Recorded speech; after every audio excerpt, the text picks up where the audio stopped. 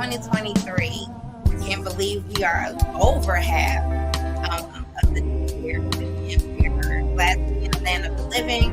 We are live on Facebook, Sunshine Camila, KMELA. We are live on the YouTube channel, which is the name of the show. Please like, share, and subscribe. Tell someone we are live right now. We are live on Twitch and Twitter. Of course, it is the name of the show. Again, as I state, I believe in 6 degrees of separation.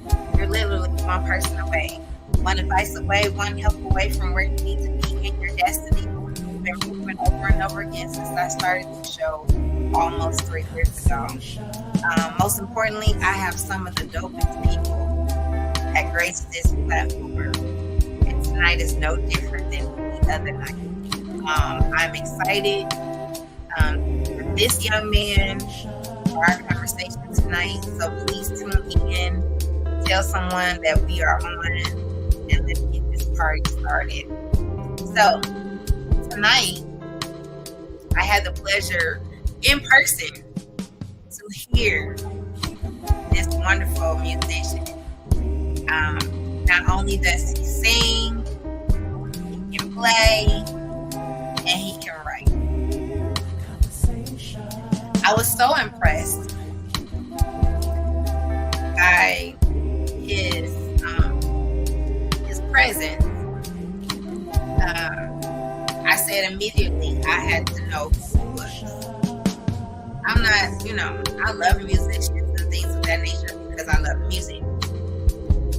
But when he got done killing the audience, I immediately waited in line. Literally, it was a line. I kid you not. It was a line to meet this young man. So tonight, I want you guys to meet, and I want you to remember his face. I want you to remember his name. So on social media, he goes by I Am Your Booster. Tonight, we just gonna call him Booster. So, you guys, welcome this young, wonderful man to our show. Welcome, welcome, welcome. I'm glad to be here. Thank you. So let's go back to, I want to say, Melodies and Masterpiece was in May. I want to say yes. The month, like you just said, we passed the halfway mark at this point, and so I want to say it was May, but it almost feels like it could have been like the beginning of June. It was some time ago. I mean, I can confirm it for sure. That's crazy. It might have been the beginning of June. May 20th. May 20th. Okay. So I went to support my friend Larry Jackson. And I didn't have any expectations. I was just going to support my friend. And when I walked in, there was another musician that was already playing. And this was for other people who don't know what this was about. It was supporting artistic, but also the idea of getting help for domestic violence. And it became the time, and I'm sitting in the back. And, sometimes when things are happening, you're on your phone, you're distracted. Definitely. And this young man got on his keyboard and began to talk to us, for one, engage us in his conversation. And then he began to play. And then he opened his mouth to sing. I immediately put my phone down. I immediately sat back in my chair, full, complete attention to what he was doing. Like, who are you? I've never heard you. I've never seen you. Who are you? And after he was done, after he did his set, it was like, well, you know, he doesn't do this, he doesn't do that. If you want to meet him, if you want to get in touch with him, go on the back. He's back there. I immediately jumped out of my seat, stood in line patiently, waiting for my turn to talk to him. I was super impressed. So, Booster, Yes. let's go back to the beginning. When did you know that you were gifted?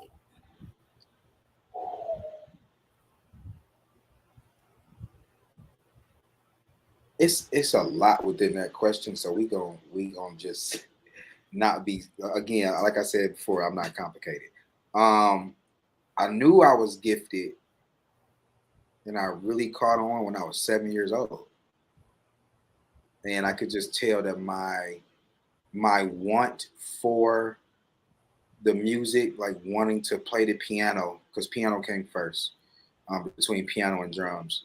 Um, it just felt familiar, and I know that's crazy for like a 7 year old to say, but just I can remember the feeling then. It just felt like what I was supposed to be doing, or felt where I was supposed to be.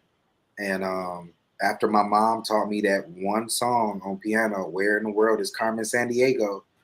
uh, from there, I just said, well, I wanted enough to teach myself, you know. And so you got to think about it: a 6 or 7 year old teaching themselves, and then just from there, keeping that same, you know, that same pattern, that same movement.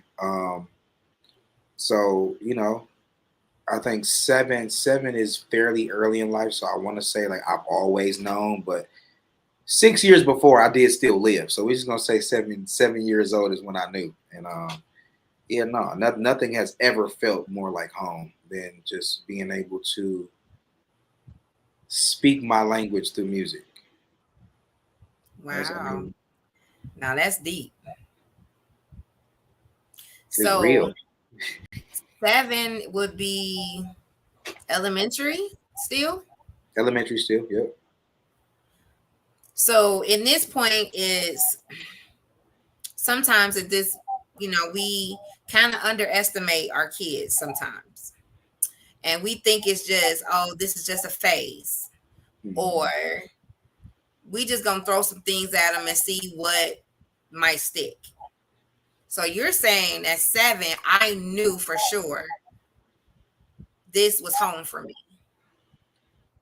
Yeah, and you know, it was the music and just the entertaining part of it. Period. Mind you, I'm 7 years old, and my parents didn't put me in music lessons per se, um, but they put me in tap because I was tap dancing with dress shoes on in the house, and they said, you know what, cool, well let's try and put them here then. And it's just, you know, I feel like my parents were being, you know, good parents to nurture the seeds that they saw, but a lot of that growth, a lot of it came from curiosity, and what I didn't know was hard work, because I was just to learn music or to learn how to play. I was sitting next to the radio, you know, sometimes 6 to 8 hours, and my job to myself was I have to learn the pattern of the song or learn the song before the song goes off, and that's how I learned. And then YouTube came around. I said, "Oh, we definitely in there now. This is easy," you know. So it's just I'm grateful for the seeds that my parents, you know, they planted. Um, and it's just as I go throughout life, though, I get to truly see God be the one that waters it, and I just connect with good people and just spread the music. The love itself is inside of the music. I know that for a fact.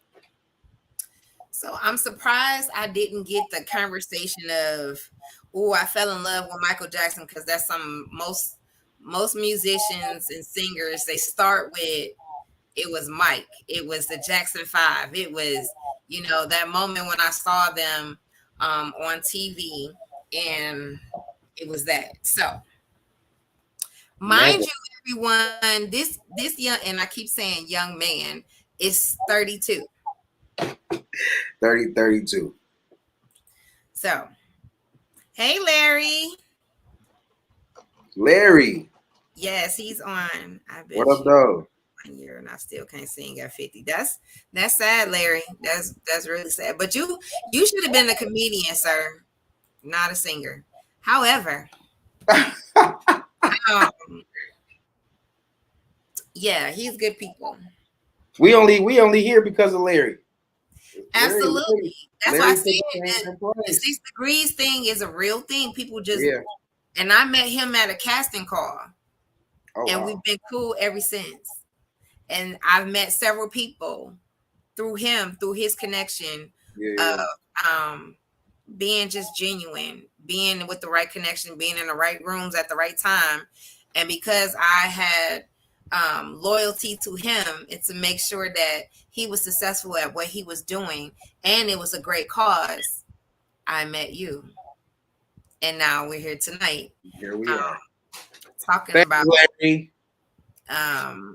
a genius, prodigy, as we would say, in music industry, or as you stated, the love language of what you do, what you're about is music. Let's go back to in your home. What type of music was being played? So my house, I feel like was fairly split, but it wasn't split knowingly. Um, I don't know if I'm throwing anybody under the bus here after all this time in life, but basically, my house was full of gospel music. We were at church. I was in the PAW, so it was like 3 services Sunday, Bible study Tuesday and Thursday, intercessory prayer Saturday, and so it wasn't. And I don't want to say it was a lot. There was no profane music played in my house whatsoever. Um, Music played in my house that got, let's say, the raunchiest is the stuff that was good music, but you still had to read into it to know. Marvin Gaye, Stevie Wonder, like the oldies, Anita Baker, instrumental stuff riding around Belle Isle, like Chuck Mangione. Like it's just I came from a musical household, but it was like in one direction. And so then it'd be times though, me and my little brother, we in the car. My dad though, my daddy don't listen to everything that my mama listened to. I'm like, bet we get around the car with dad because we get to, and it'd be like the '90s rap, the '80s rap type stuff. But a lot of current music from like that era of like the '90s and 2000s, I had to stumble on that myself, and kind of just move throughout with the rest of the pop culture or the popular crowd of what music is happening. But even then, I didn't like the music everybody liked because everybody liked it. And I'm not like a jump on the bandwagon type of person. I'm not ashamed to say, because this is one of the biggest bandwagons. I didn't become like, and it's not even like a fan of, but just a respecter of Beyonce until like 4 or 5 years ago. Mm-hmm. And it wasn't about her music. It wasn't about her look. None of that. It was because all of y'all over here. I don't want to be over there with all of y'all. It was just a bandwagon. But then when it comes to you getting to the music industry and getting to the music and the writing and everything else, you respect people that do it at such a crazy caliber. So of course I respect Beyonce and like Beyonce now because I'm now moving completely in my industry as well as in my gift and everything else. So, you got.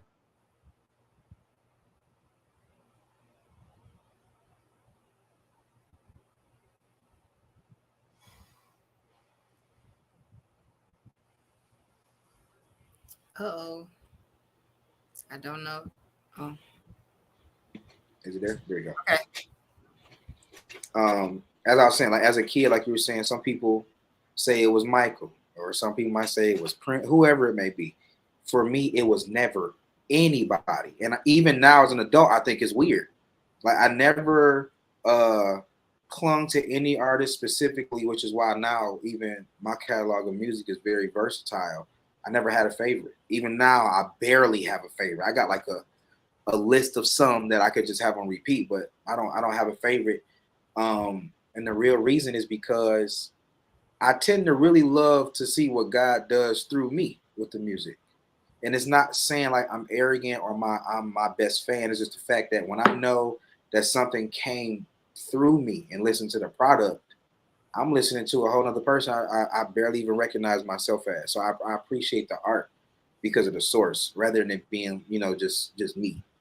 So at the source of it all, um, you'll always find God there. And in my music, any of my writing, I try to make sure that I show as much love as possible or come from a space of love. If it's not from a space of love, it's just from genuine fun and positivity. It's nothing wrong with having a good time. So Okay. Okay. So also, so we know how everything is running as far as the house. We know that you um got in touch with the music at 7. Um and how did you feel at that moment of saying, like, did you feel like the electricity? Did you feel like I don't care about nothing else. This is all I want to do. no, even as a 7-year-old, you don't know what I felt.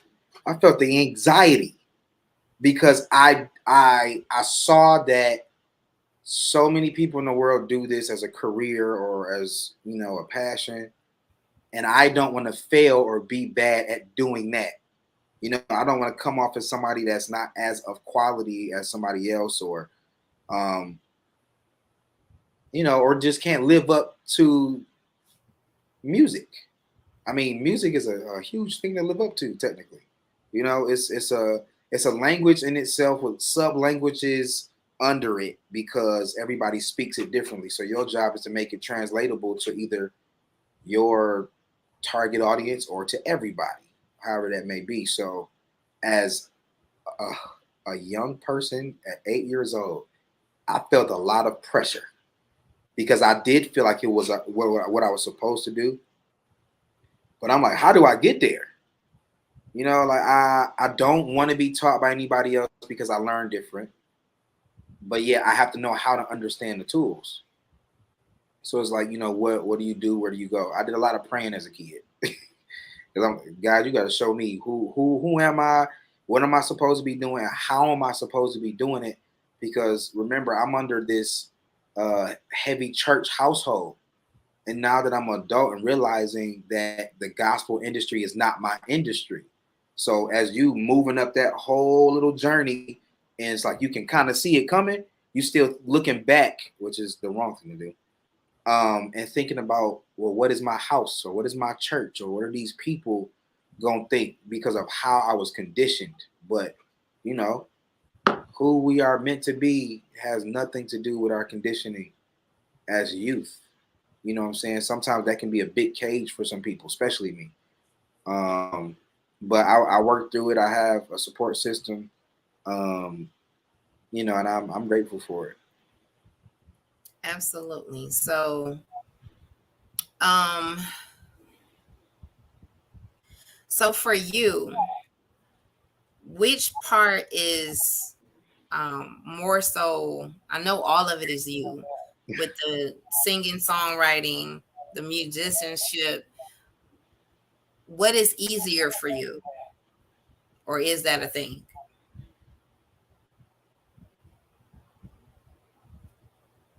Oh, I want to say the easiest thing for me is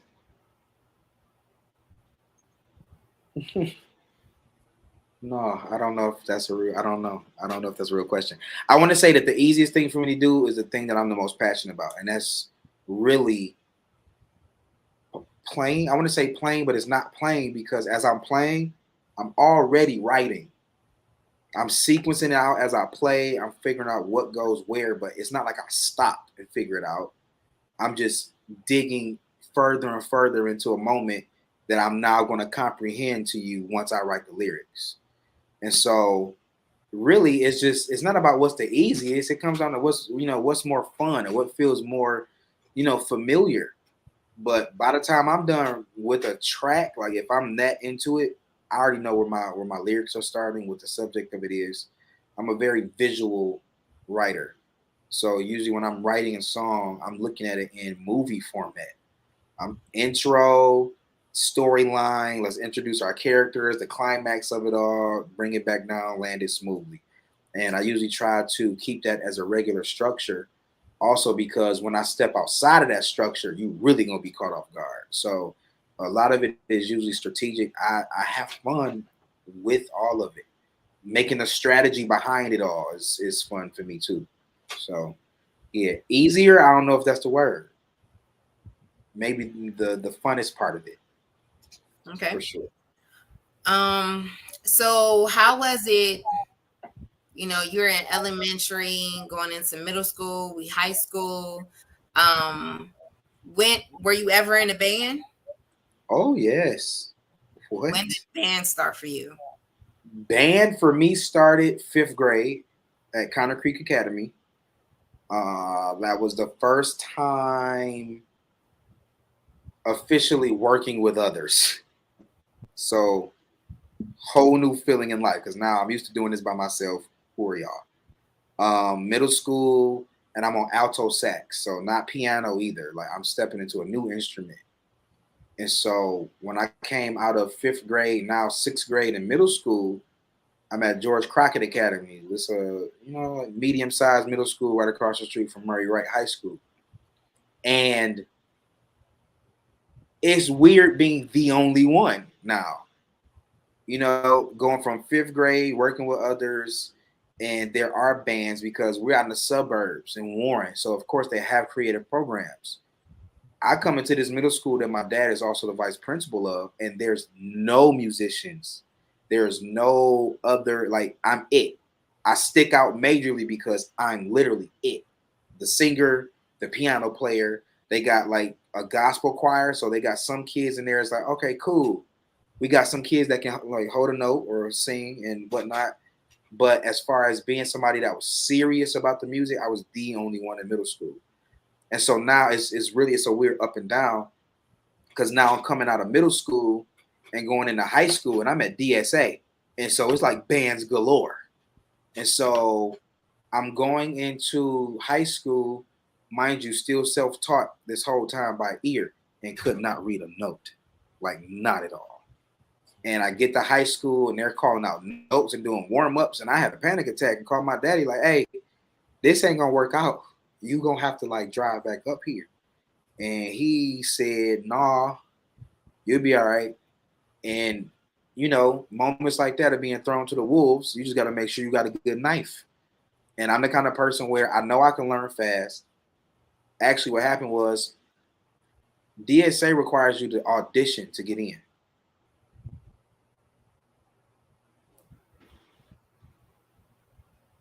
I did my audition. I went and got the music for it. And I practiced it by listening to it, not by reading. I said, if I got the music and I play it perfectly, he won't know.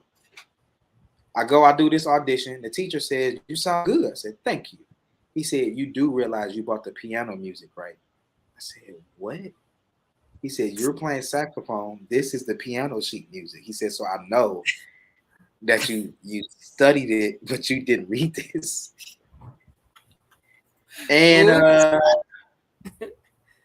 I'm like, well, you're right. But I don't know how to read. I'm willing to. And off of the dedication, I guess, at the moment, the man let me in. Weird enough, couldn't read nothing. And most of the kids from DSA and band, they were coming from Spain middle school, and Spain middle school breeds band kids like on steroids.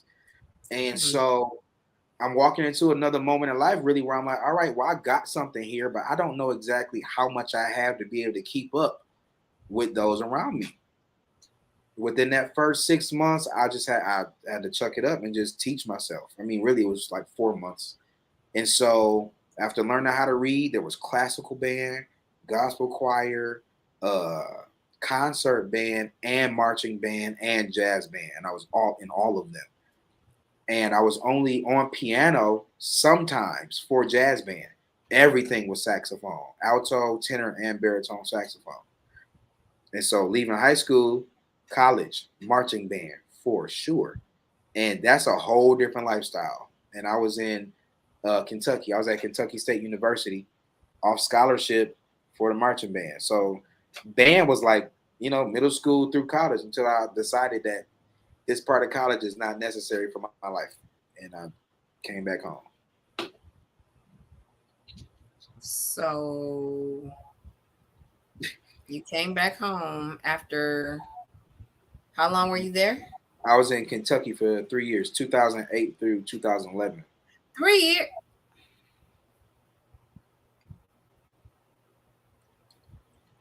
Three years. Okay. So how long did you have before you would have graduated? So I was in school for a year and a half out of that 3. The other year and a half, after I said I'm not doing this, I grinded down there. I worked. I was one of the main, you know, like keyboardists that people would call on in case of emergencies or need somebody. And so I was making a pretty nice income in Kentucky, like on and off the campus. So, yeah, no, not 3. I wasn't in school 3. I was in Kentucky for 3.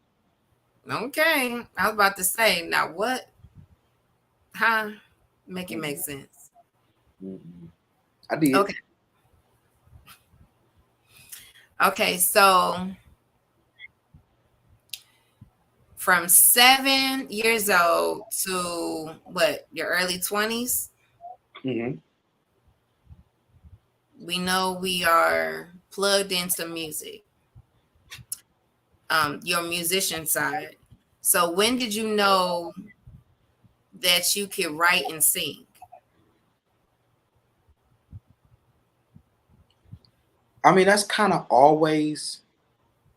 Let me put it this way. Writing has always been a thing. Okay. In middle school, I was one of the top poets. I had poetry published in middle school. I would write short stories, long stories. So I've always been a very, very visual writer. I was writing stories that's probably still on save on Facebook that could be like short movies type stories. And so when it came down to when I came back home, let's say that was 2011, I was already starting to write music and do the production side of it in college. And so I was working with a couple people on campus, doing music and everything. My boy Julius Green, who's a dope producer, now he's a great graphic designer too. We both play saxophone, and so we have us and some other musicians, and we would record videos and lay tracks and everything. It just wasn't until I got home and got introduced to the actual studio, you know, life that I said, you know what, I really think I can do this, you know. And so I was still making my own tracks, recording my own vocals, and working with other people from here to there to make sure I got things that I didn't know how to do, like the mixing and the mastering, or if somebody had a better mic quality. You know, I was never stubborn about working with people. It's just I knew my process was different because I've been teaching me. So it's not like there's any kind of curriculum I've been going by that people probably have formally learned or learned from somebody else who knows what they're doing. So I dropped my first piece of music. I want to say it was 2014. That's when I decided to step out and publicly say, all right, I'm going to do the singing thing. That was a Christmas EP that I dropped first.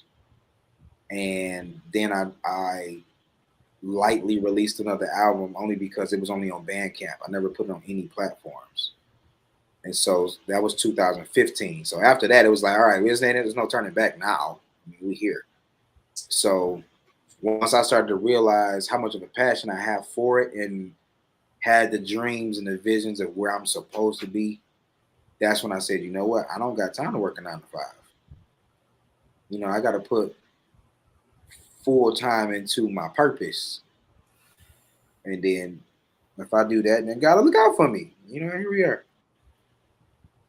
So, what exactly is your purpose? My purpose, by way of the gifts that God has given me, is to reach as many people as possible with love. It's you know, I've usually been a good person as far as getting people to church and getting visitors to be members and that type of way, and that's to get people to the church. But I'm still a firm believer that uh, we still need to get people to the kingdom, and sometimes people can't per se get to a church immediately that they are comfortable with or anything like that.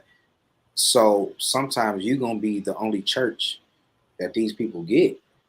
And so my purpose, and you know, I had this epiphany in a conversation with God some years ago. I said, where did this name come from? You know, and my parents used to always, you know, give a story or whatever. I've been hearing for so long that I had this name when I was 1 years old, and it just stuck.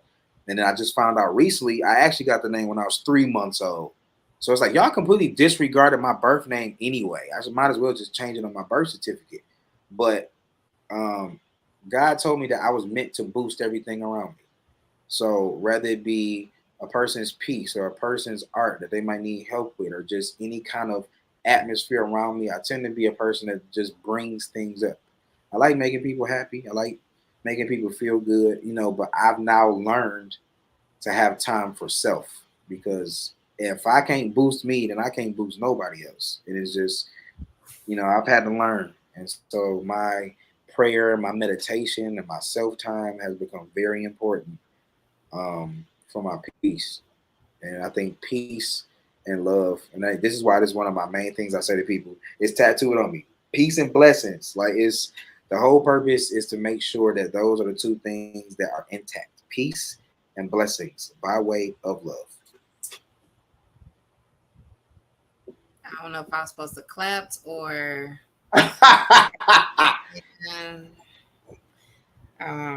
praise the Lord. Oh my God. See, look, now when you don't know which one to do, then I got you right in the perfect spot. Do it all, hallelujah, yay. Look, when you don't know what to do, like especially when it comes to like these big shows, and people and I've heard it before. I've heard it, and I always thought it was funny. And then I saw it for myself. Somebody said, I don't know if I'm supposed to like throw panties on the stage or if I'm supposed to like start worshiping. And it's like, if I got you right in between, we're in a good spot. What? Here, I'll explain to you why. Watch. So imagine this: you at this big show, and you go to see Tank at Fox Theater. Yeah, your eye said it. I mean, that's lights out. When so you know what? It's like having an appeal. You mentioned him of all people, though. Why? Because Tank was like, oh, you ain't right. But that's the perfect way to explain it. It's like not knowing what to do, but if something can make you feel good beyond comprehension of what to actually do, now we're operating on a different frequency. This is about everything outside of what you know. Like some people I feel like are so heavily concentrated on their conscious, like the front part. And so I'm trying to speak behind that part. So when it comes down to like you know, at the performance, and I said, look, I'm not giving y'all no social media. Y'all can come talk to me afterwards. And I like to be simple that way, because now by the time you've seen that I'm that simple, you don't know if I'm about to be good or if I don't know what to say about myself because I'm bad. But by the time I open my mouth, now we operating right on that frequency. It's like I don't know what to do but to feel good in this moment right here. I'm gonna tell you who else has that ability to come across. I had the experience twice of PJ Morton. Yes, look, my whole right arm got chills because yes, you are absolutely correct. PJ took us to everything and then dropped us off at church. Look, but why not? You know what I'm saying? Why not? And I was like, hands down, the year I went, I said that is the best concert, and I have been to plenty. That was the best concert. People was like shouting, literally, just like And there's moving. probably a bar in the same exact Yes, place. You know what I'm saying? But absolutely. why not? And the thing is, I think that things have been put in such a closed box that people forget that even in biblical times, what real celebration looked like. Yeah. You know what I'm saying? And so it's okay to have these moments of just having fun and being a wholesome person, but letting your hair down sometimes. Like a lot of times, that's personally what my music is trying to give you. Like you got the relationship parts of it of saying they're not gonna be perfect. Sometimes you're gonna have to walk away and come back. Yes, we're gonna love to go to church and we love God, but we gonna have fun at this party. Like it's like you just gotta have balance. And so it's funny, my God kids and some of the kids at the church like to call me the pastor of pop. Personally, I don't I don't want to say I don't like it, but the part of me that does not like it goes back to speaking about purpose of how to reach these people. But I'm the kind of person, don't give me no title. I'm not pastor, minister, deacon, none of that. I don't want the big key ring that come with it either. So to hear them say that is like, because you kind of feel that they are absolutely right. And that's why I watch a lot of things that I say and how I say it when it comes to the music, because people love to rewind something back and try to get it twisted in some kind of way. But every single lyric of my song, I'm able to break down to you and have a whole specific conversation about that whole song. And it goes with a real life scenario. Got it. So if you had the opportunity, dead or alive, who would you collab with?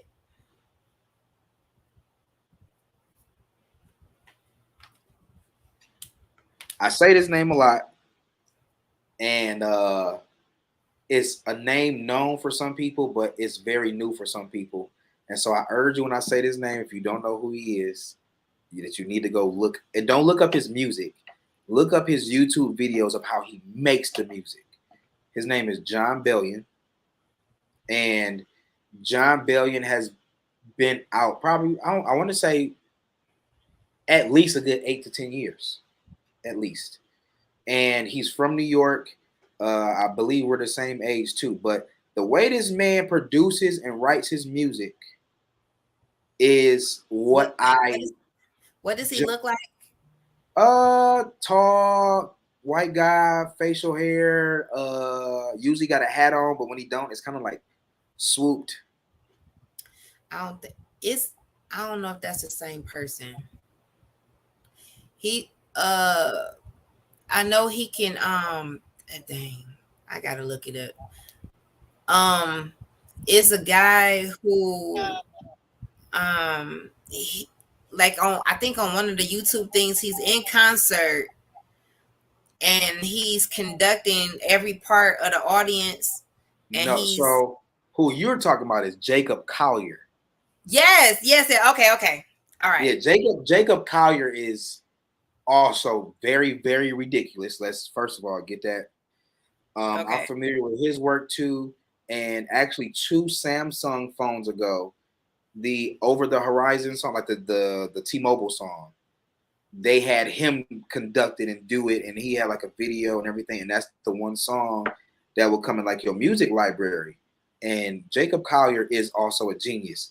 The thing about Jon Bellion is he's very conversational. You know, he can really paint a picture so well. So it was recently, probably a couple years ago, he got signed by Disney and Pixar because the kind of music he makes belongs in movies, which is why a lot of the music that I make it to belong in movies. And I decided that personally for myself. And, and I don't even know this artist, but he helped me find exactly how I wanted to do what I was looking to do. I said, you know what? You just put this very perfectly for me. Thank you, sir. I don't even know you. And what I said to myself was, when I meet him, I know that I'm getting close. And by getting close is like right to the spot where we always talk about where we want to be, and we laughing on all the moments we talked about. And it was funny, 2 years ago, he was in town for a concert, and one of my boys like, "Hey, bro, I got these tickets for a John Bellion concert." I said, "Hey, you stop! You don't even got to finish the sentence. We gone." And so we pull up to the venue. It was at a, I can never remember the name. It's not Freedom Hill, but it was like an outside stage. And so we walking up, and we walked to the left of everybody. And I said, "Where are we going?" He said, "Oh no, bro, our tickets are VIP tickets. Like we backstage." I said, "Huh? Okay, we see how this goes." I'm thinking we're gonna be backstage, from a distance. Like we sat there and ate dinner with this man, like at the VIP backstage buffet. And it's not like just for VIP people; it's only for the staff and for the artists and the band members. So his boy is his bass player, and so he made sure like everything was completely fine and taken care of. And so that was 2 years ago, and I know how time works when it comes to the music industry and consistency. But for where things are going to end up, even at the end of this year, versus that moment 2 years ago, that was just around the corner. For me, it was, and so I think that a collaboration with him would be something. And it's like I'll send you links, I'll send you music and everything. You'll understand what I mean. But it's just the way a person writes, composes, and just layers things. And he's the same person that is directing the orchestra because he played the original string parts. It's like, all right, and it's just it showed me exactly, what I'm supposed to be doing and how I'm supposed to be doing it, because I want to achieve a similar product. I just have a way different sound. I get it. It's almost like we talked about off screen about the visions that you have when you're awake, right? Yeah. And it's so real that you pay close attention to people, places, things, time frames, all of that, to the point like, okay, this time is approaching. Is this about to happen? Is this, the moment that I have been waiting for? Is this the moment that I get to Vegas and the Ellen DeGeneres? And in the dream, it was we in Vegas in the end of September. September is not too far from here. No, it's not. I'm in Vegas. The tour is over. And we like, let's go to a comedy show. We go to the comedy show and she do a surprise set at this comedy show. Nobody even knew she was coming. Everybody knows that Ellen DeGeneres loves sports. And we were with athletes, or I was with athletes. And she like, I want all of y'all to come backstage. We talking to her, and the guy was like, this is main event from AM1, by the way. He's like, I don't mean to be rude, but this one right here needs to meet you. And so we're talking, and she tells her assistant to give me her number. And she's like, no. I need her to have my direct number. And I'm like, wait, I'm about to have Ellen DeGeneres. What? And she insisted. And I didn't ask for it. She insisted.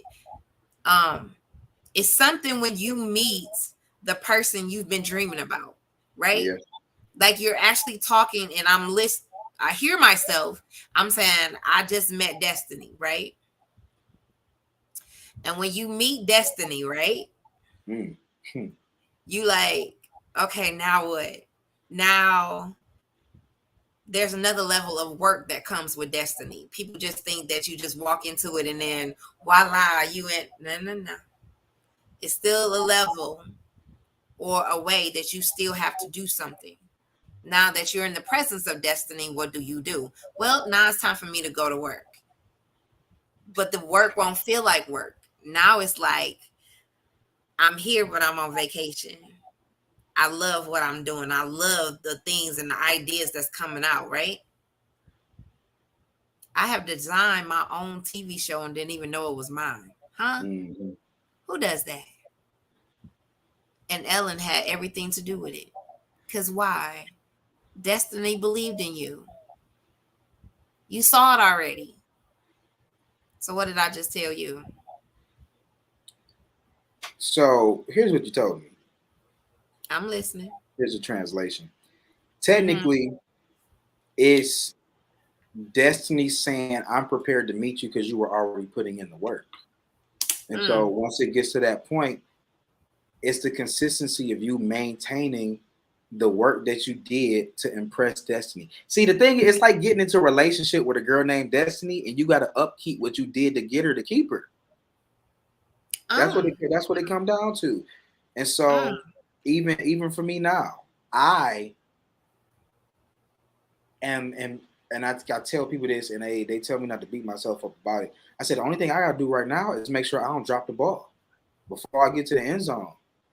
And so I do have a wonderful team behind me right now that makes sure that if I fumble, that somebody can pick the ball up and get it back to me. But the whole point of it is to not have to put that type of pressure on them.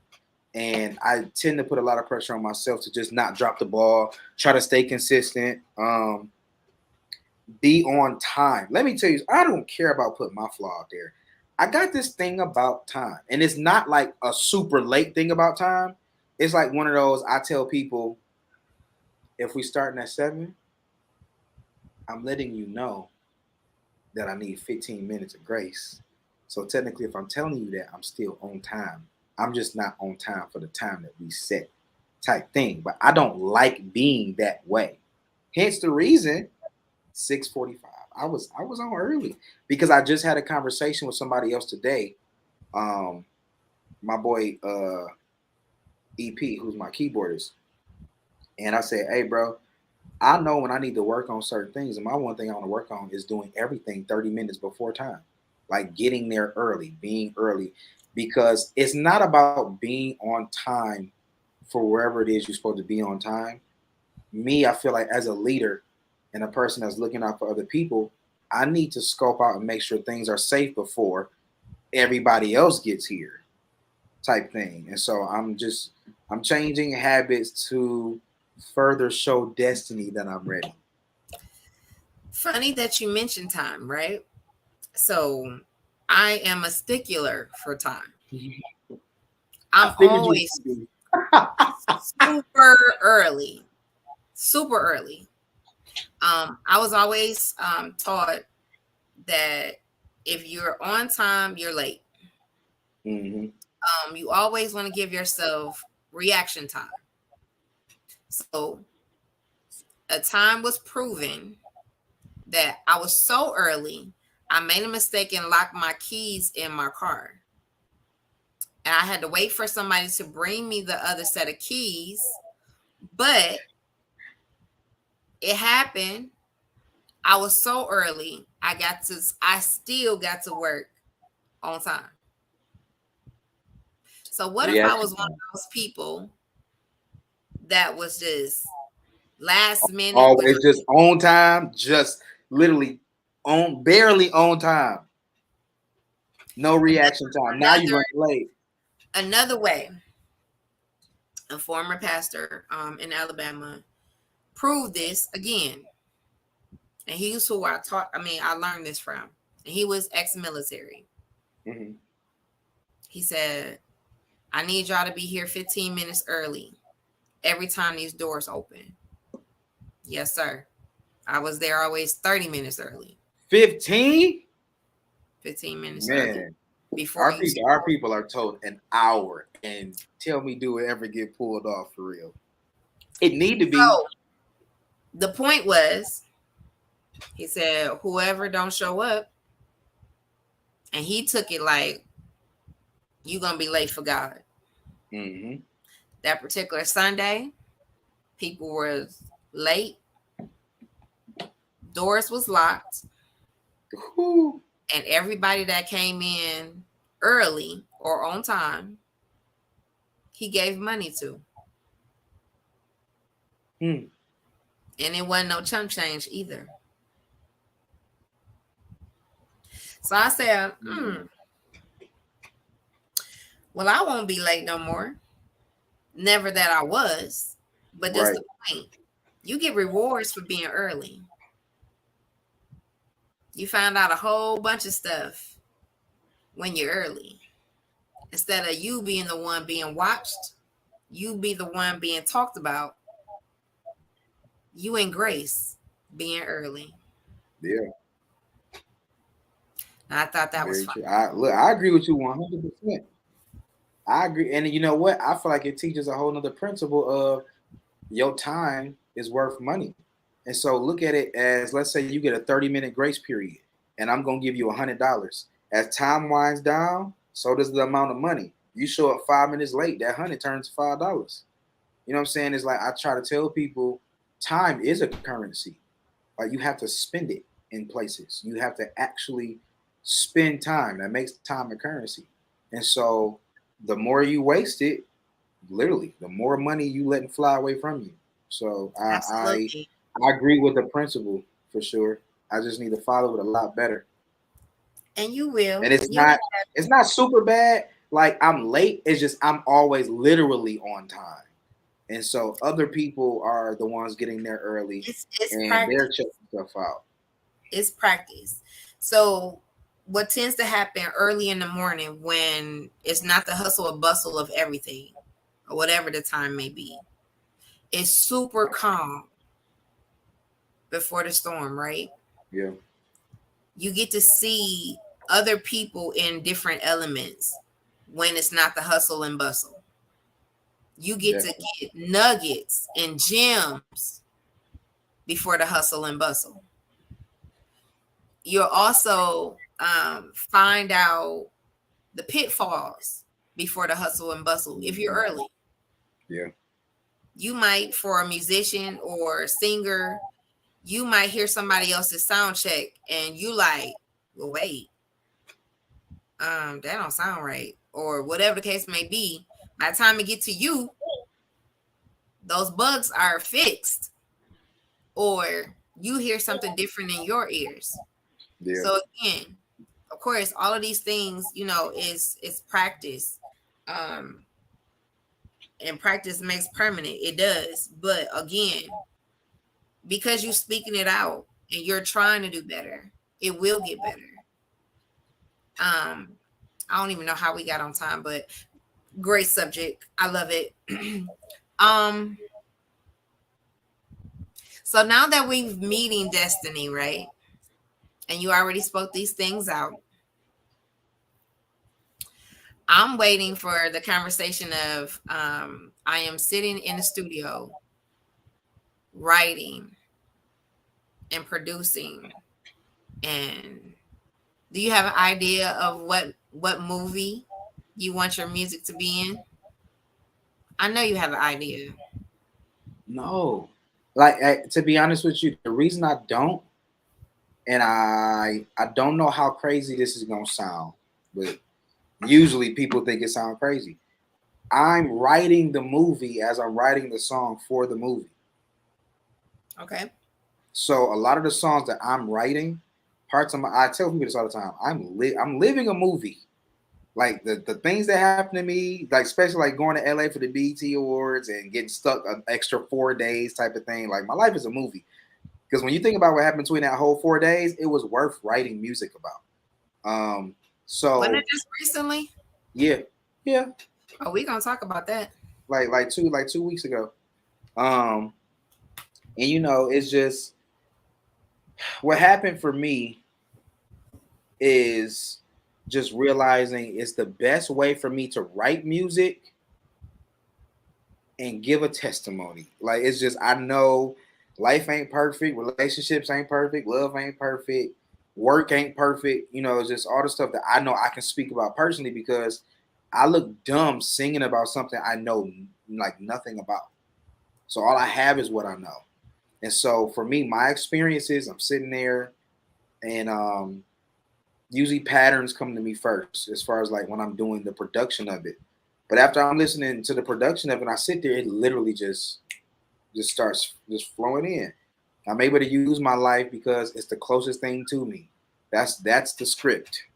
And so when I think about other movies for them to be placed in or commercials, they really just fit the energy of the song.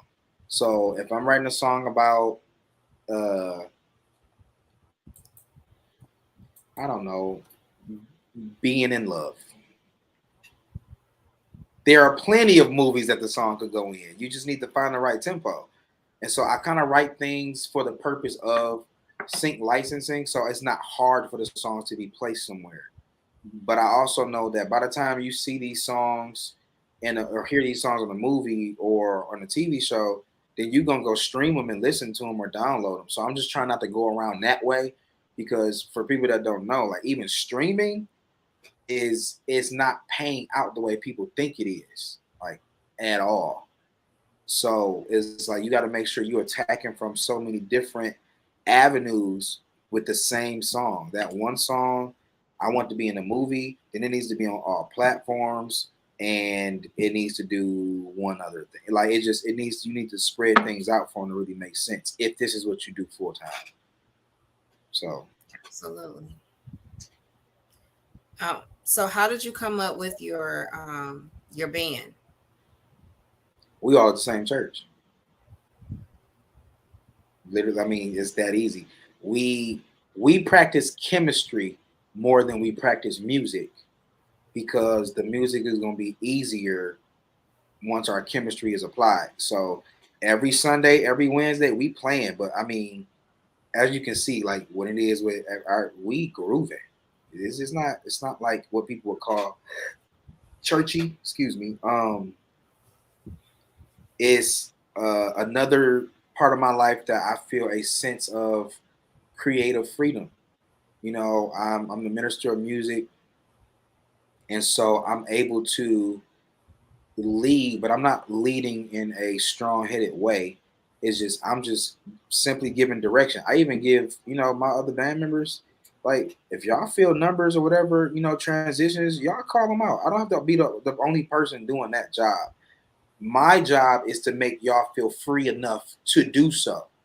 Because other musicians, they don't have that kind of space. If they're with a band and there's an MD, there's one microphone, one person giving direction, don't nobody else say nothing. And it's just I don't really believe in things moving that way. And so I always tell people when I do my performances, like I know they're on the instruments, but this is not my band. These are my brothers. They are all also individually available for hire, and I try to make sure that everybody has equal opportunity because if we all here, we can make it all make sense. That's my belief. I move like that regularly. Absolutely.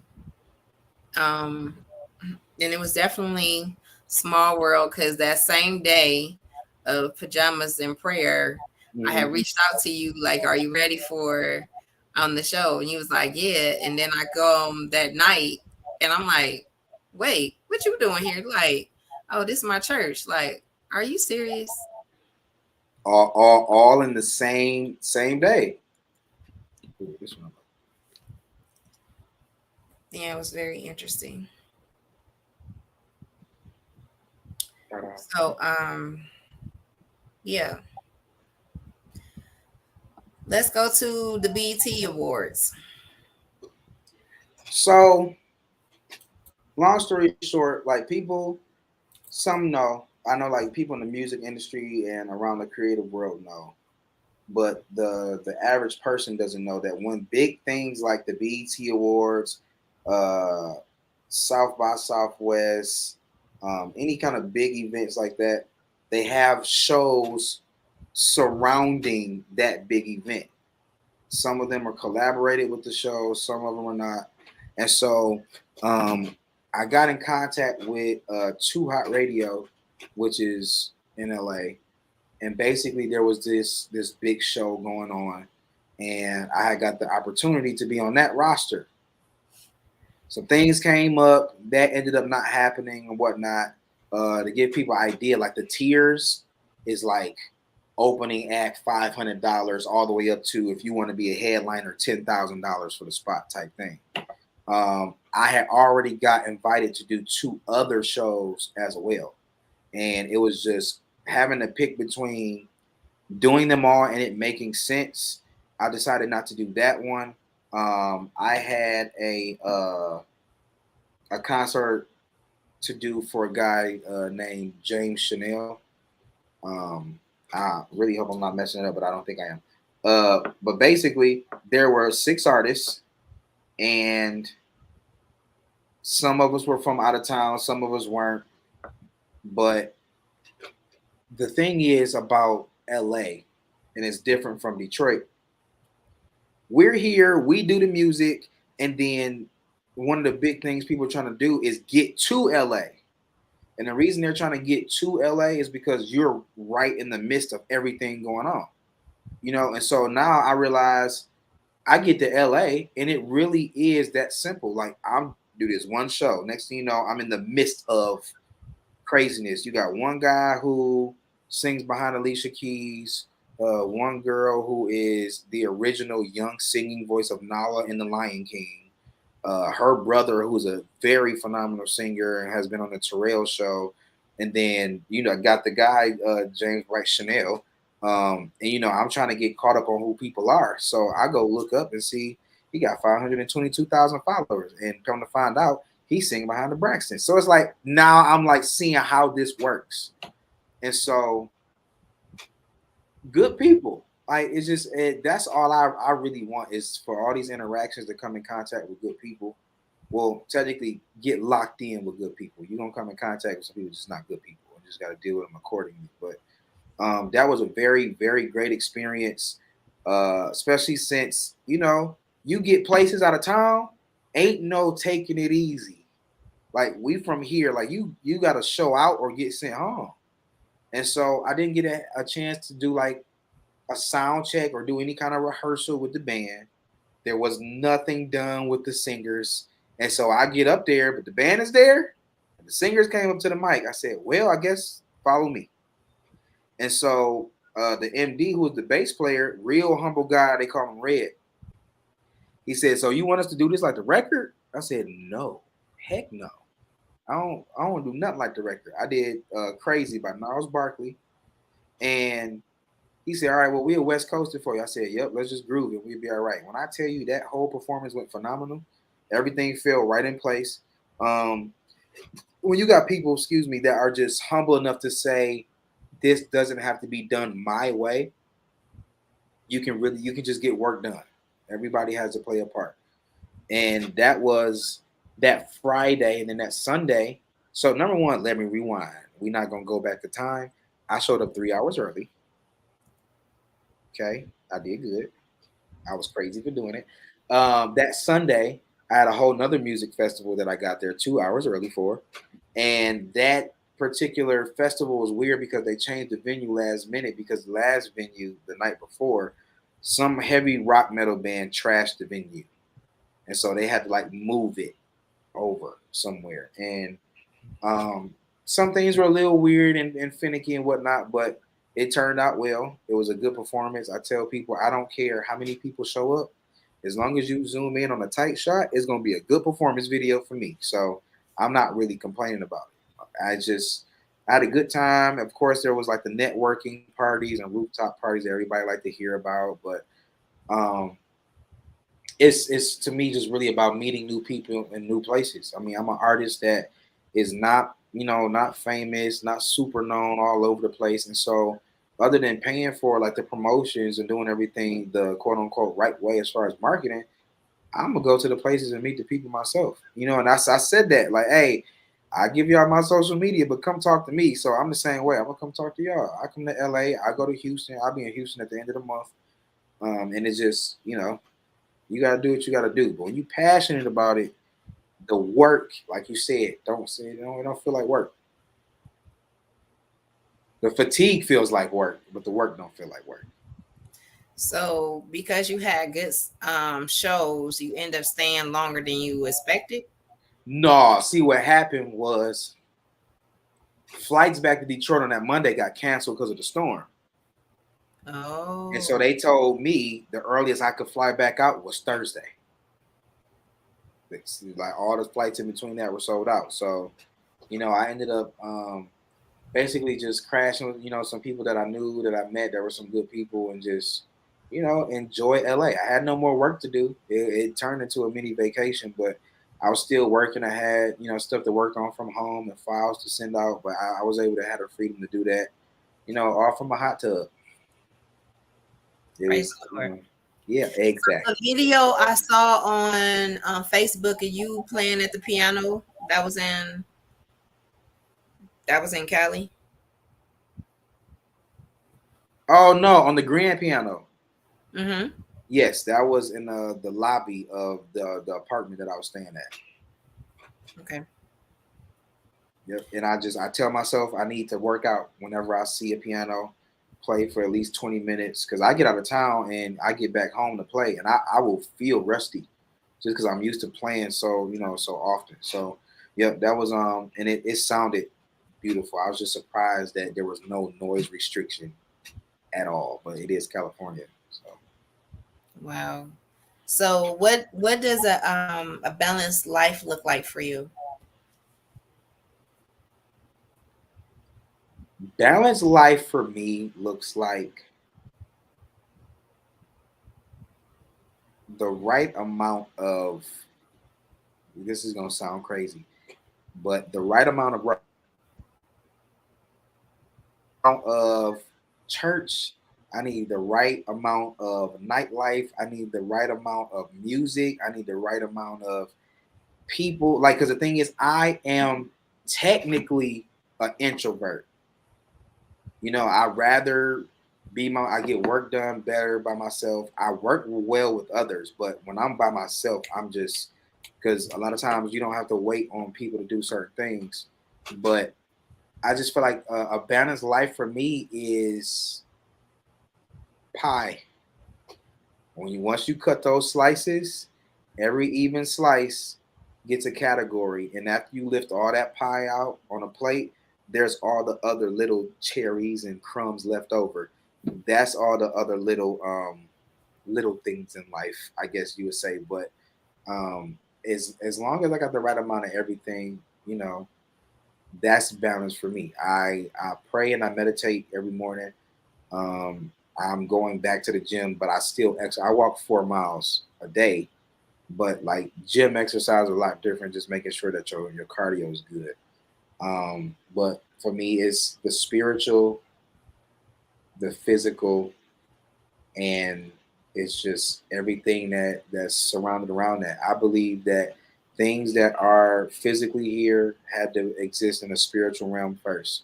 And so I'm trying to be a being that operates in both to be able to manifest those things, but then be a good steward over the things that come to you that you manifested. So we don't have to keep going in cycles of trying to get things back that we lost. And so um, I usually find myself even trying to love past the negative. People you're gonna have haters. You got people that think a certain way, and that's not always the same exact way that you think. And I found that a lot of balance comes from being able to understand that everybody is going to be different. People are going to want and need different things. They're going to translate and understand things completely different. Your job is to not judge them for how they do so. And we say this at our church too. You will, if you slow down for a moment, understand that a lot of times if you're disagreeing with something, y'all are saying the same thing in two different ways. And so that is just you got to know when to talk and when to shut up. And I believe in that even for myself. Like, nope, I ain't gonna talk, or I'm gonna speak up because it's needed. And it's just balance is in. So it's just balance itself just needs to be applied in all of those pieces of pie. Like balance needs to be balanced itself. So that's yeah, that's me on balance.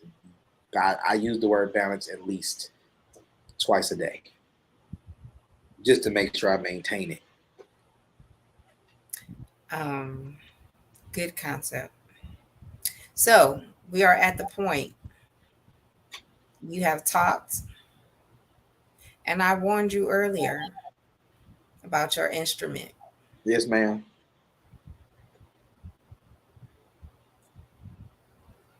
So it is time for you to give the people something where they will be knocked off their feet, like I was when I first heard you. Yes. Okay. So now here's my thing. I can do this in like in short, but not like whole song. Or should I go through this whole song? No. I'm gonna do whatever feel right. We just gonna be real balanced. Okay. Cool. Okay.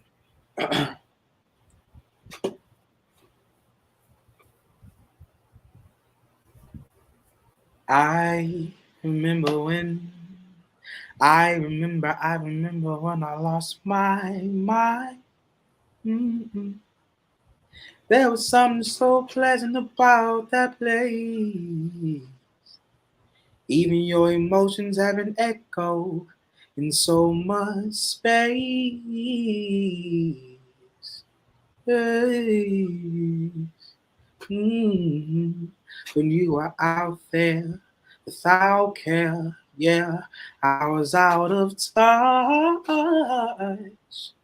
But it wasn't because I didn't know enough. Um, I just knew too much. Well, maybe I'm crazy. Maybe I'm crazy. Maybe I'm crazy. Possibly. Oh, and I hope that you are having the time of your life. But just think twice. Oh, that's my only advice. Yeah.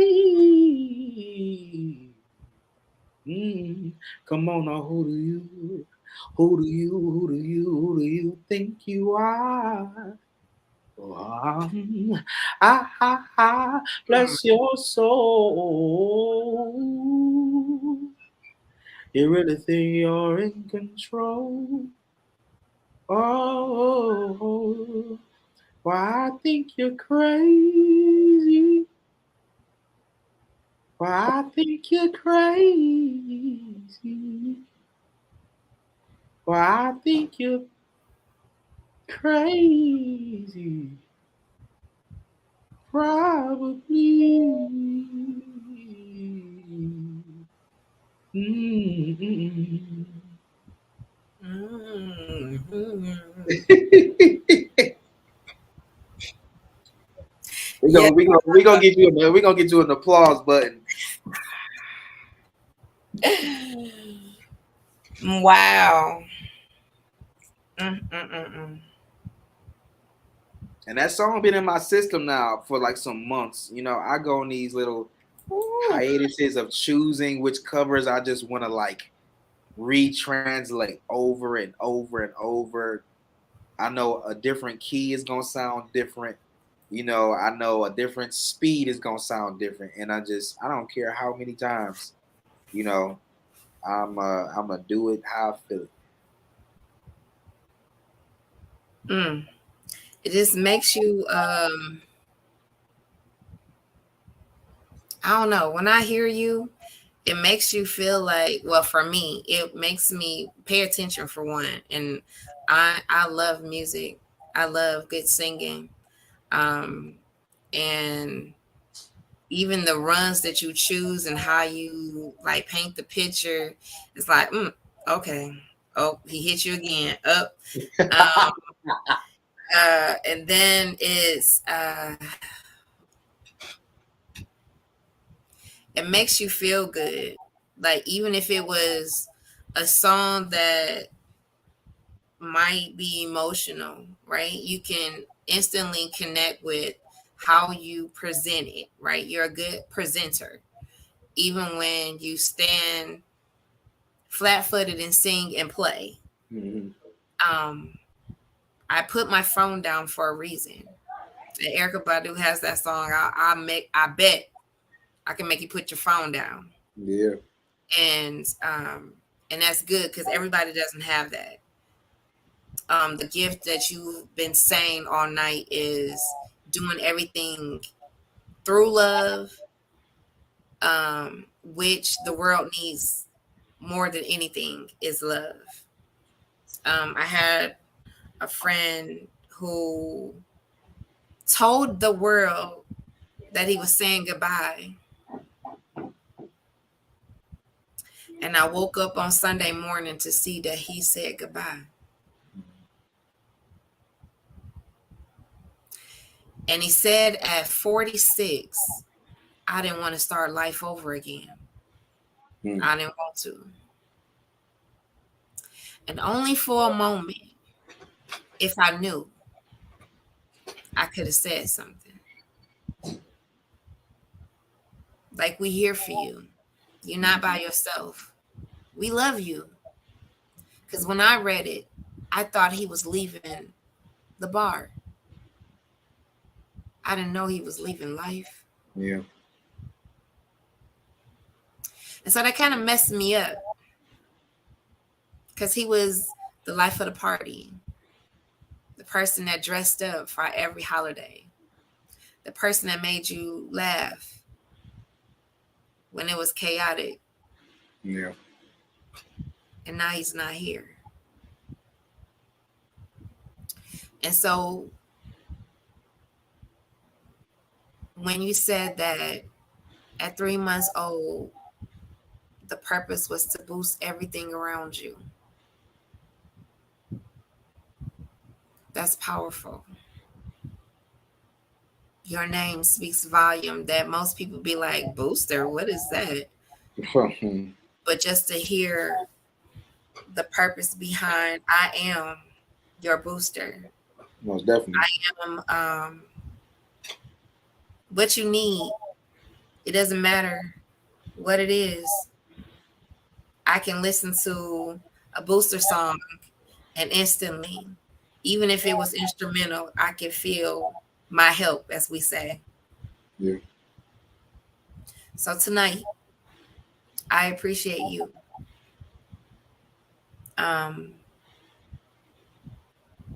Instantly, I knew that you were special.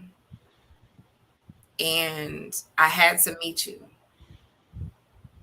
Recently, I got to experience you again, but this time in a church. And I was trying to focus on the atmosphere or what was going on. Mm-hmm. But I was still so amazed in what you guys were creating in the atmosphere. I kept looking over there like, and I'm like, no, Camila, don't focus on the music. Stay in where you're supposed to be. But I couldn't help it.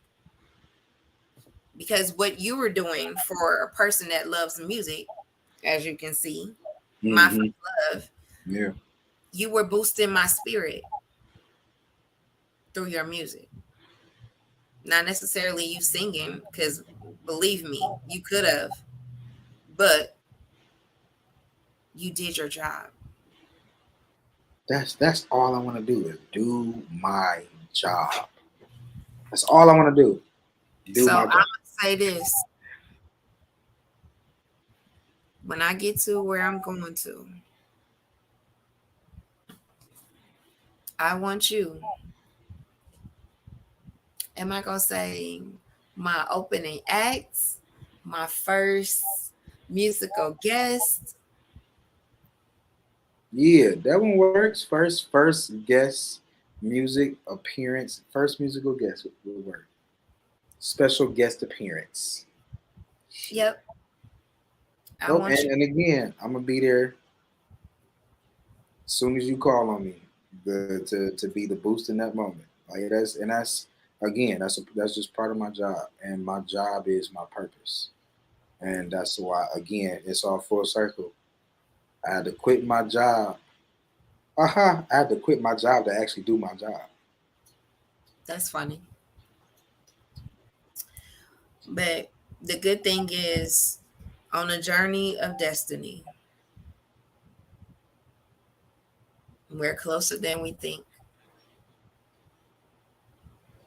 You just proved it again tonight.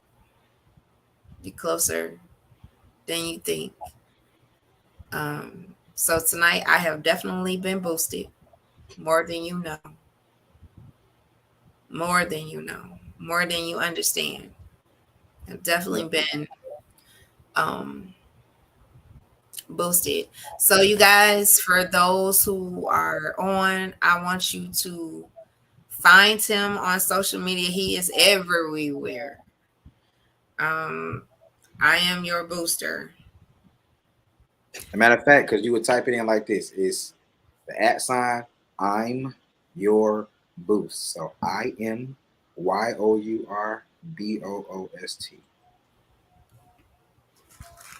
Just like that. Oh, that thought. I'm your boost. Yep.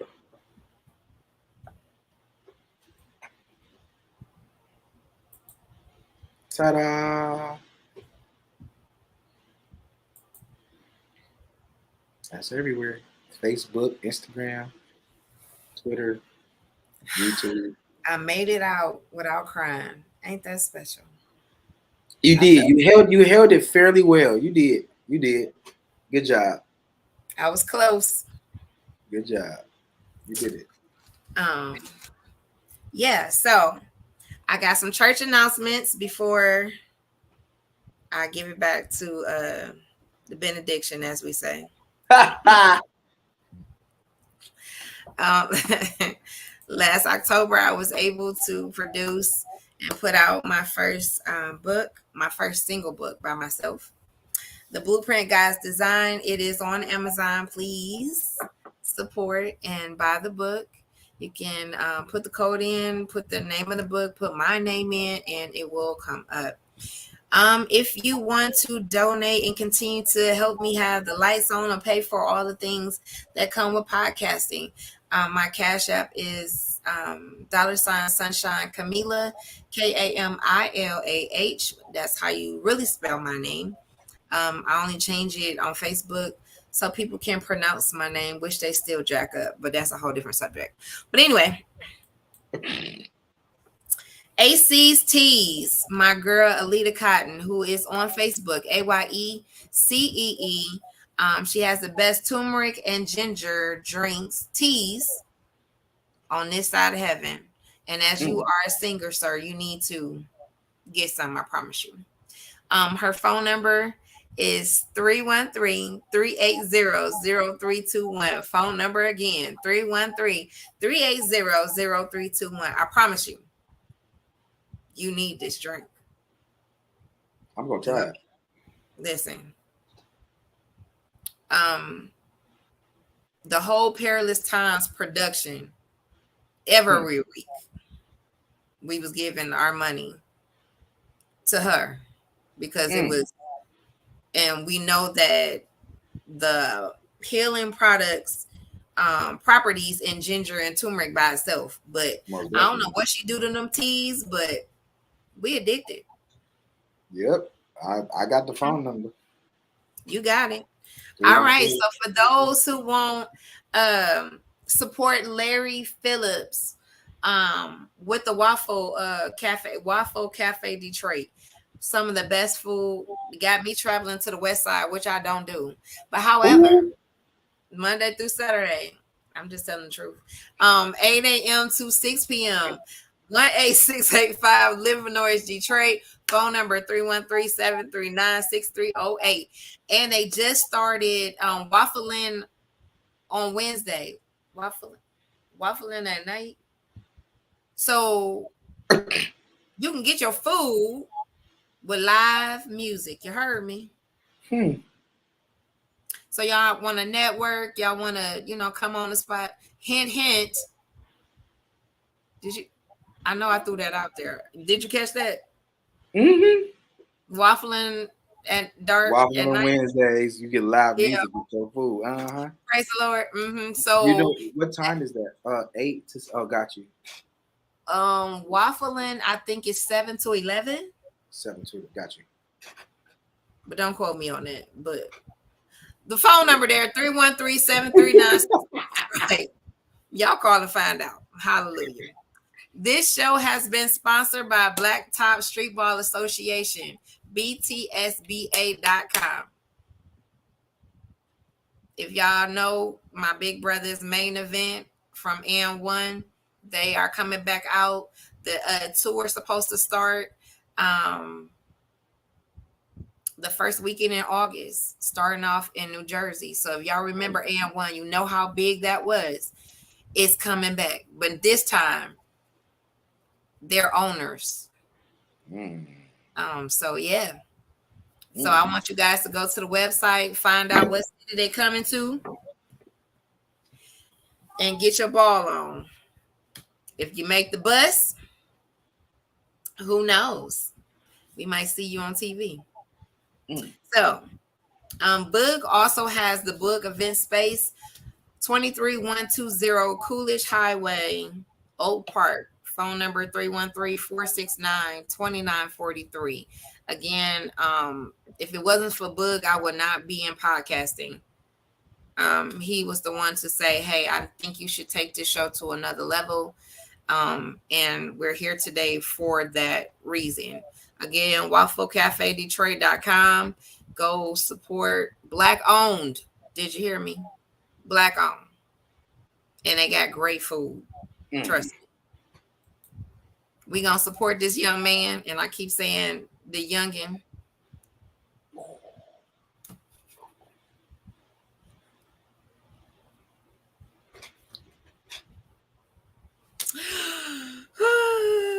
I'm your boost. Go to all social media platforms. You can straighten up your face now. Yeah. So, one last thing I cannot forget. So, Mr. was tried out. Was on The Voice. Which one I made it to the blind auditions. I got flown out to LA. My family was booked, like their itineraries and everything and all of that. And what they tell you is you're subject to elimination early at any point up until you hit the stage. And I had some legal complications and whatnot, and I got sent home early. And so, yeah, things happen.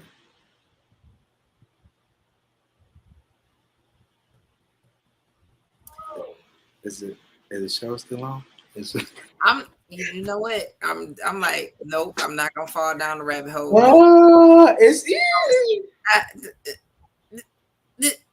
And I'm like, nope, I'm not gonna do it because I'm not Wendy Williams. Ooh, did I say that out loud? Got to be more careful. Well, praise the Lord anyhow. So you guys, I want you to support him. He's an awesome at what his job, at what he do. And I'm looking forward to seeing more from him. And I might get the call that, hey, Destiny has showed up, and I don't know. I don't know. It's just be prepared for it. I'm just saying. We early on this. We early. So y'all got to catch up. How about that? So anyway, this has been a wonderful. You will not. You will. You. Come on now. I get goofier as time goes by. I'll tell you, better hurry up. I'm like, he ain't ready at all. Not with this one. Man, look. Because I will have you behind them doors right there. Has to be more careful. So, I will be back Thursday at 7 p.m. with another young man named Sage. that I met at a outside vibing session. Sage is dope. You know him? I've heard him. I met him once, but Sage is definitely dope. Listen, for him to be another youngin. She got one more time, bro.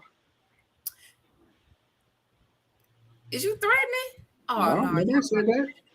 It sounded like you was misinterpretation. Oh, okay. So, as I was stating before, another youngin, his man, the conscious rap that he has caught my attention, and I'm not really into rap, but I was like, who are you? And I need you on my show.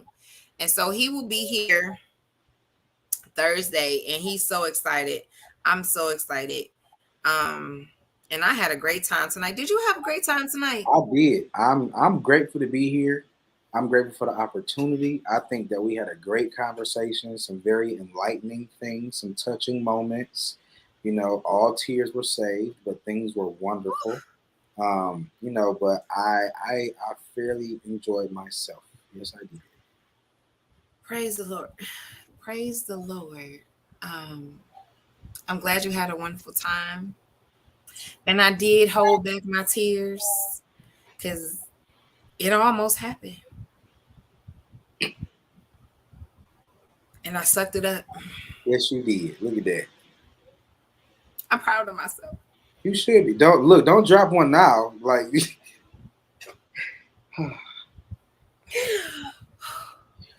that's called acting. You heard me. I was about to say, y'all be careful. She obviously into the drama. She's into the drama. What? Listen, I get paid to do this. You heard me. Yes, ma'am. Well, speaking of, now that you mentioned that,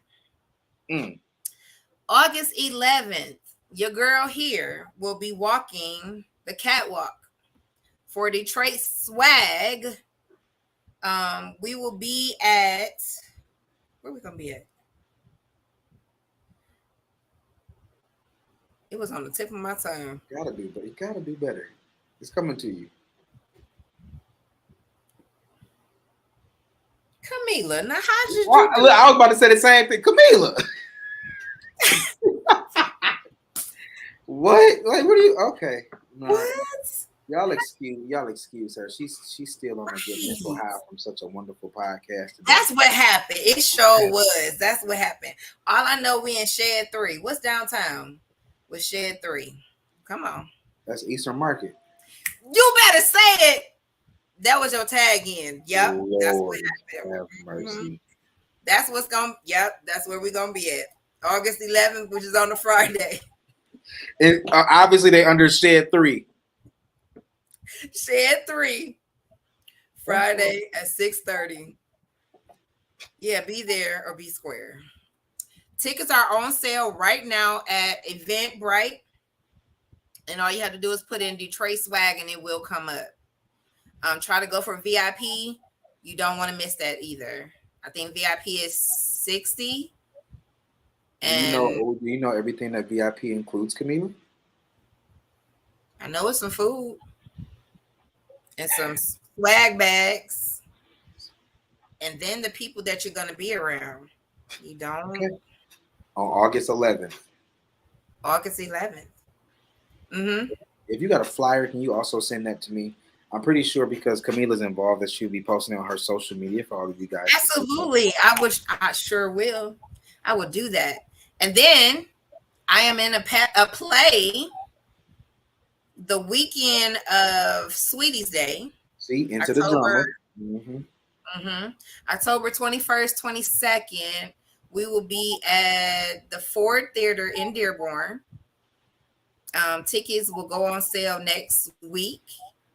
I am playing a grandma.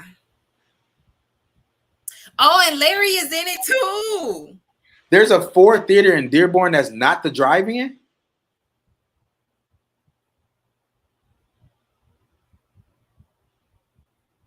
You might need to check some things.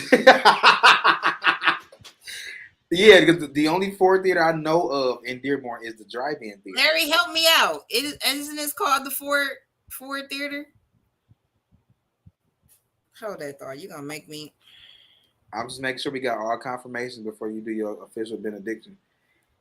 Yes, it's the police station. What? What is you saying, Larry? Wait a minute. Let me. See,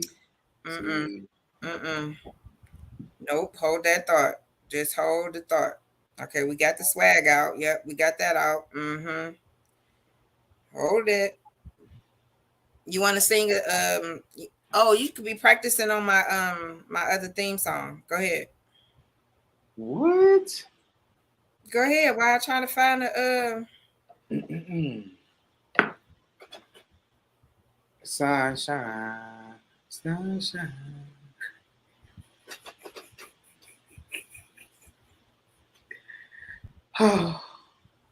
That's all you got is what? Come on now. But between this loud fan that I'm hearing from this computer and being hypnotized by the Waffle Cafe Detroit from Monday through Saturday, 8 a.m. to 6 p.m., 18685 Livernois, Detroit, Michigan, 482-213-1373. Aha. So it is the Henry Ford Civic Center. That sounds more right. So, okay. October 21st, 22nd, 23rd, you said? 21st and 22nd of October, which is going to be a Saturday and Sunday. Okay. 7 p.m. And it's in Dearborn. After church. Gotcha. Early bird tickets start at $40. And they will also be on Eventbrite. The name of the show is He's Fine, but Is He Saved?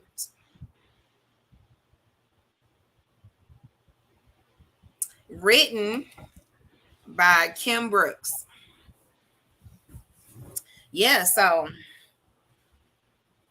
it was written by Kim Brooks? Yes. And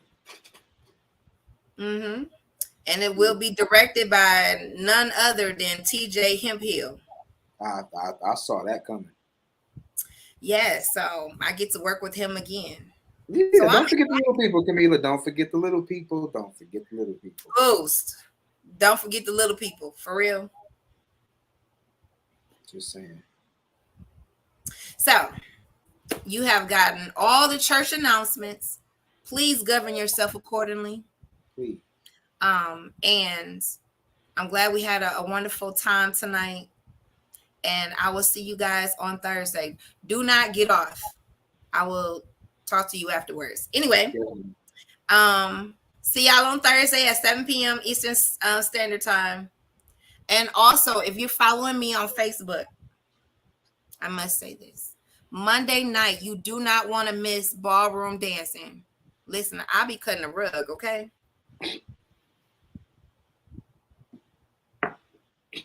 Y'all believe me, go to my Facebook page, you'll see. What's your Facebook page name, Camila? Sunshine Camila, Kamela. Camila. See how that worked out? Yeah. So y'all can go follow me. I invite all people. Come on in. Be a part of the Sunshine Band.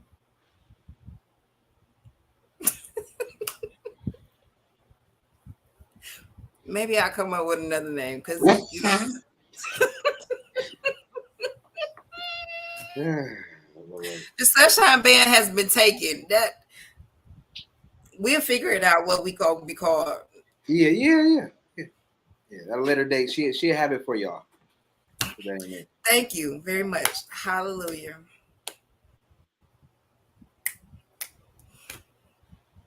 So again, I will let you guys go, and I will see y'all on Thursday. Oh, one more thing, folks.